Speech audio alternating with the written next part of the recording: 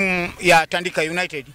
Kwa hakika leo mpira ulikuwa mzuri na inawezekana tulikuwa tunaangalia hata muamuzi ni namna gani anaweza kuchezesha vizuri na nyinyi mnakubali juu. Lakini kuna hapa na pale, na leo timu yako ilipofanya vizuri, nadhani una mambo mazuri sana kutueleza juu ya mchezo wa leo. Karibu sana mwalimu, ili utupe mawili matatu kwa ajili ya mchezo wa leo. Asante sana kiongozi. Mimi naitwa Ibrahim Hashim Waziri, mwalimu wa Tandika.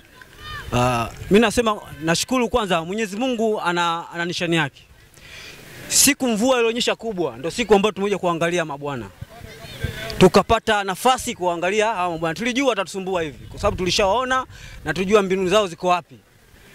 Ndio tukapata chance leo kuja kwa kujiamini.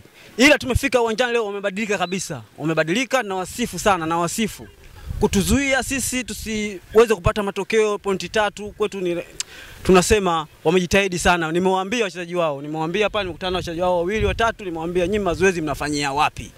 Ila nawapongeza sana wachezaji wangu, na wapongeza wachezaji pinzani. Nafikiri wana timu moja nzuri sana. Wana timu moja nzuri sana. Mwakani watafanya vizuri. Mungu naomba kwa Mwenyezi Mungu.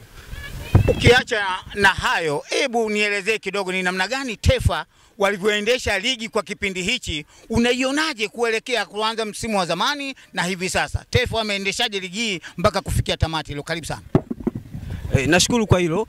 Kwanza kabisa nashangaa, yani ni muda mchache sana walipewa watu wa Tefa. Muda mchache sana, lakini ligi imekwenda jinsi inavyotakiwa. Kwa sababu mpaka sasa tupo nje ya muda, lakini wamejitahidi sana Tefa kubana time, kufanya nini, lakini mpaka ligi imekwisha. Nashukuru Tefa wamefanya kazi kubwa sana katika kuiendesha ligi, na ligi imekwisha kwa salama kabisa bila wasiwasi wowote. Na tuna timu 5 nafikiri zimepatikana Temeke vizuri kabisa bila wasiwasi. Na tunaenda kupambania Temeke sasa. Tunatoka katika Temeke tunaenda kupambania Temeke huko katika ligi ya kanda. Tunakushukuru sana. Asante sana mwalimu. Asante sana.